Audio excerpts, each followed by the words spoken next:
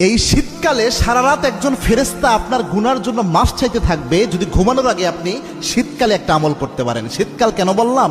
শীতকাল হচ্ছে ইমানদারের জন্য বসন্তকাল। আল্লাহর হাবিব সাল্লাল্লাহু আলাইহি ওয়াসাল্লাম অন্য সব ঋতুতে যে পরিমাণে ইবাদত করতেন, এই শীতকালে সবচেয়ে বেশি ইবাদত করতেন। এবং শীতকালে দিনটা হয় ছোট, রাতটা হয়ে যায় বড়, যার কারণে রাসূল সাল্লাল্লাহু আলাইহি ওয়াসাল্লাম দিনের বেলায় নফল রোজা রাখতেন আর রাতের বেলায় কিছু আমল করতেন। তবে ঘুমানোর আগে যদি আপনি আমলটা করতে পারেন, এই বরকত আল্লাহ আপনাকে দান করবেন। সুবহানাল্লাহ। বিহামদি। চমৎকার একটি হাদিস আল্লাহর হাবিব সাল্লাল্লাহু আলাইহি ওয়াসাল্লাম নিজে জানিয়েছেন।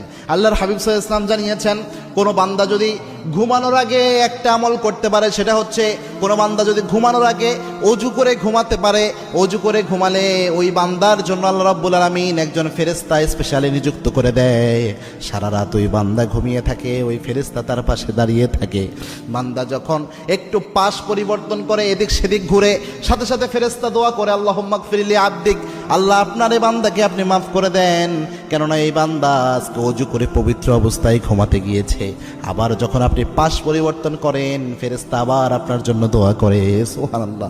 এমনি গরমের দিনে অজু করে ঘুমাতে যাওয়া এটা তো খুব সহজ কাজ, প্রিয় ভাইরা। মনে রাখবেন, আল্লাহর হাবিব ওই জিনিসে বেশি বরকত দান করে যেই জিনিসে আপনার কষ্ট আরো বেশি হয়।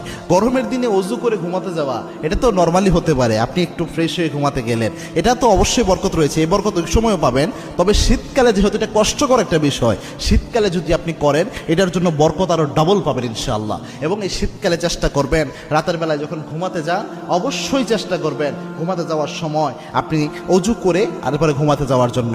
যদি এটা যেতে পারেন, আল্লাহ রাব্বুল আলামিন এই হাদিসের অনুযায়ী একজন স্পেশাল ফেরেশতা আপনার জন্য নিযুক্ত করবেন এবং সারা রাত এই ফেরেশতা আপনার